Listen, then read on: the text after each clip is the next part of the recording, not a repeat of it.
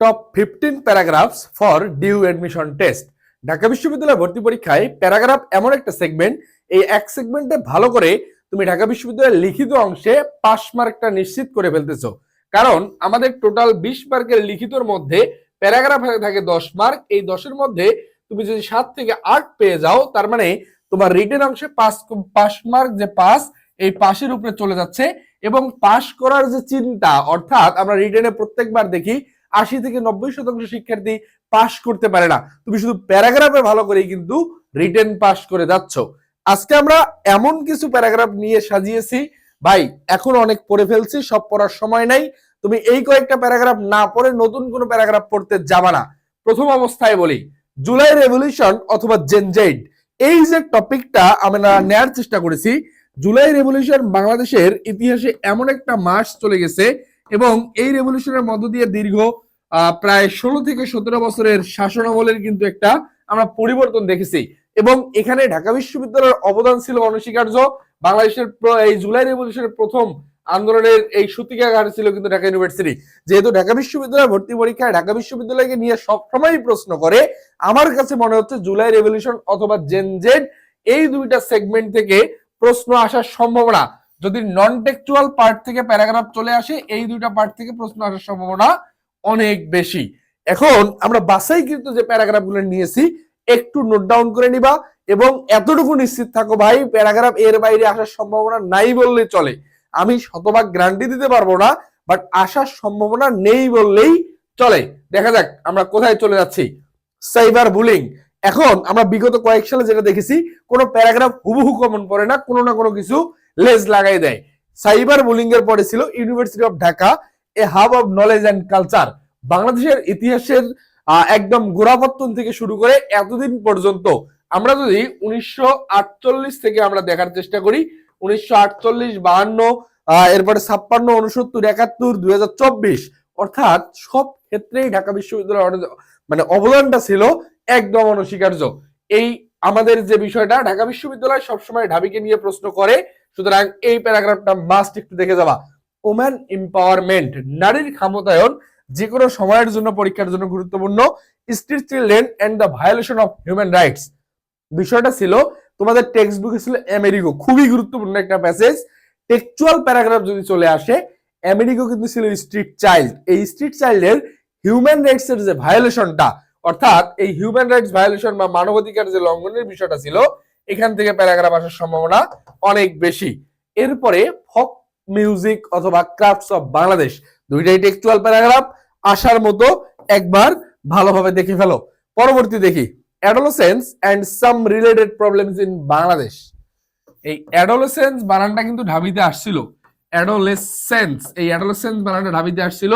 এবং ঢাকা বিশ্ববিদ্যালয় ভর্তি পরীক্ষায় যে টেক্সচুয়াল পার্ট থেকে প্যারাগ্রাফ চলে আসে, অ্যাডোলেসেন্সে তোমরা 3 স্টার দিয়ে রাখো, অ্যাডোলেসেন্সকে বাদ দেওয়া যাবে না।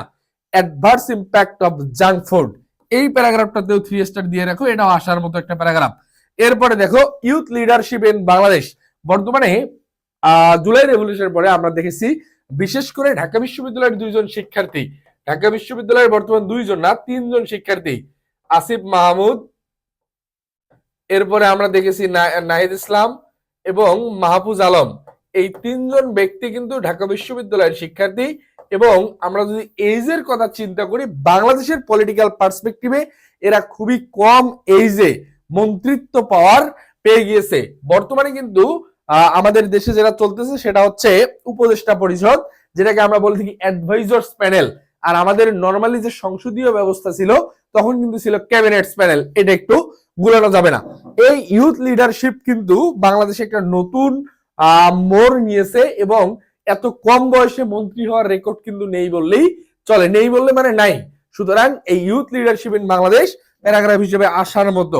The importance of joyful learning in childhood, আমরা একটা তোমাদের টেক্সট বুকে পড়া ছিল যে ভাইয়া এই যে খাসাবন্দি পাখির মতো যে আমাদের জীবনটা চলে যায়, এখন বিষয়টা হচ্ছে ভাইয়া তুমি ঢাকা বিশ্ববিদ্যালয়ের বিগত কয়েক বছরের পরীক্ষায় 19 থেকে 23 পর্যন্ত যে প্যারাগ্রাফ গুলো আসছে, 19 থেকে 23 পর্যন্ত আমরা যে প্যারাগ্রাফ গুলো দেখছি, শুধুমাত্র 2020 সালে কি আসছিল, the corona virus and its impact on the tourism sector of Bangladesh. এইটা বাদে বাকি যে 4 বছর 19, 21, 22, 23 প্রতি বছরই কিন্তু আসছে ভাই textual, but the fact is that প্রত্যেকটা প্যারাগ্রাফ কোনো না কোনো কিছু লেজ লাগাই দিছে।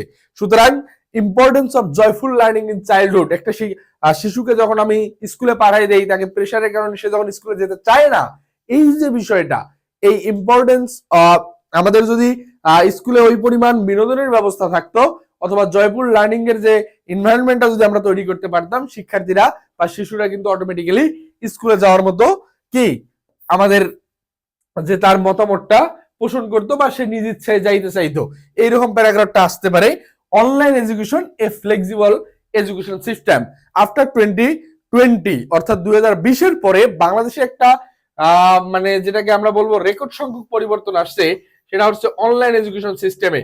বর্তমানে কিন্তু ভাই পড়ালেখার জন্য এখন ঘর থেকে বের হয়ে আগের মতো গ্রাম থেকে ঢাকায় এসে কোচিং করতে হচ্ছে না, তুমি বাসায় বসে দেশ সেরা শিক্ষক প্যানেলে তুমি কিন্তু সেবা নিতে পারতেছো।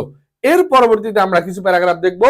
Last page, civic engagement 100 years of DU and its achievement, অর্থাৎ 100তম বর্ষে এসে ঢাকা বিশ্ববিদ্যালয়ের অর্জন, এটা কিন্তু পরীক্ষার জন্য খুবই গুরুত্বপূর্ণ। Uses and abuses of Facebook or social media, social মিডিয়ার কল্যাণে আমরা অনেক কিছু যেমন খুব হাতের নাগালে পেয়েছি, অনেক ভালো কিছু হচ্ছে, কিন্তু এই সোশ্যাল মিডিয়া ইউজ করে আমাদের রেগুলার কিন্তু অনেক বেশি অ্যাবিউজের ঘটনাও ঘটতেছে। এবং এখানে যে বিষয়টা দাঁড়ায়, আমরা অনেক বেশি প্রতারণা থেকে শুরু করে আমাদের টাইম কিল, এবং আমরা দেখি অনেক সময় কি 2-4 ঘন্টা আমরা রিলস দেখে কাটাই ফেলতেছি। এই যে ইউজ আর অ্যাবিউজ, অর্থাৎ আমি আবার ফেসবুকে কেউ ক্লাস করতেছি, দুইটা সাইডই আছে, দুই সাইডটা বর্ণনা বা কম্পারিজন আসতে পারে। এই জাতীয় প্যারাগ্রাফ যদি চলে আসে, সেটা আসবে হচ্ছে কম্পারিজন। ওকে, এই জাতীয় প্যারাগ্রাফ আসলে তুলনা বোঝাবে, এটা একটু দেখতে পারো। এনভায়রনমেন্ট পলিউশন, এনভায়রনমেন্ট পলিউশনের মধ্যে এয়ার, ওয়াটার, সাউন্ড তিনটা রেখে ফেলবা। ঢাকা বর্তমানে কয়েকদিন আগের রিপোর্টে ঢাকা কিন্তু বায়ু দূষণের শীর্ষ শহর হয়েছিল, সুতরাং এই প্যারাগ্রাফটা রিসেন্ট ইস্যু হিসেবে গুরুত্বপূর্ণ।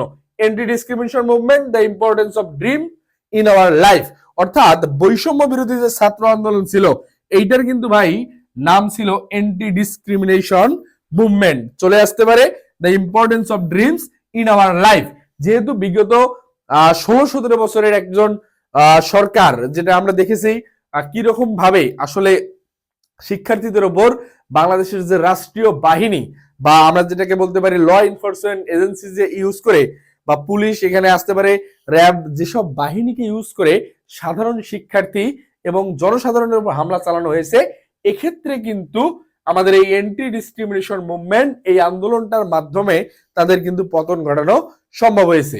সুতরাং এই ক্ষেত্রে, এবং the importance of dreams in our life, তোমার জীবনে ড্রিম বা স্বপ্নের ভূমিকা কি, এটা কিন্তু খুবই গুরুত্বপূর্ণ কিছু প্যারাগ্রাফ আমি এখানে দেখার চেষ্টা করেছি। তোমরা এই প্যারাগ্রাফটাতেও 3 স্টার দিয়ে নাও, এই প্যারাগ্রাফ এবং এই দুইটাতে 3 স্টার দিয়ে নাও। আমার কেন জানি মনে হচ্ছে ঢাকা বিশ্ববিদ্যালয়ে ভর্তি পরীক্ষা নিয়ে বিগত কয়েক বছর কাজ করার অভিজ্ঞতায় এর বাইরে এবার প্যারাগ্রাফ আসার সম্ভাবনা নেই বললেই চলে। তুমি আমি তোমাকে যে কথাটা প্রথমেই বলছি, আমি তোমাকে শতভাগ নিশ্চয়তা দিতে পারতেছি না, কিন্তু তোমার যে কাজটা করতে হবে ভাইয়া, এই কয়েকটা না পড়ে অবশ্যই অবশ্যই অন্য কোনো প্যারাগ্রাফ পড়তে যেও না। কারণ আমরা যে কাজটা করেছি, আমি বিভিন্ন কোচিং সেন্টারের যে কাজটা করেছি, সেখান থেকে যারা যে সাজেশন দিয়েছে তাদের একটা কম্বাইন্ড প্যাকেজের আমি কিন্তু ওখান থেকে কি করেছি, জাস্ট জিনিসটা নেয়ার চেষ্টা করেছি। প্রত্যেকটা কোচিং সেন্টার হয়তো 30টা 40টা করে দিচ্ছে, আমি সবগুলা মার্চ করে 15টাতে নিয়ে আসছি। আশা করি এর বাইরে প্রশ্ন আসার সম্ভাবনা কম। এর পরবর্তীতেও আমাদের যে কোনো প্রয়োজনে 0193407965 এই হোয়াটসঅ্যাপে যোগাযোগ করতে পারেন, এবং আমার ফেসবুক পেজেও তোমরা যোগাযোগ করতে পারো।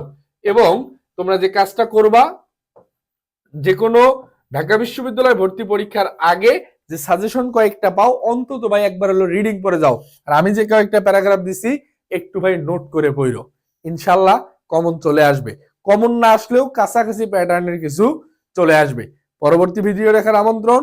সেই পর্যন্ত সকলে ভালো থেকো, সুস্থ থেকো। হ্যাঁ, তোমার স্বপ্নের ঢাকা বিশ্ববিদ্যালয়ের যে জার্নি, এই জার্নিতে সবচেয়ে বড় যে বাধা হচ্ছে এখন ভাইয়া, লাস্ট টাইমটাকে আমরা ইউটিলাইজ করতে পারতেছি না। লাস্ট টাইম ইউটিলাইজের জন্য যে কাজটা করতে হবে, দৃঢ় মনোবল রাখা এবং নিজের প্রতি অগাধ বিশ্বাস রাখতে হবে। দেখা হবে বিজয়ে, এই প্রত্যাশায়। আসসালামু আলাইকুম।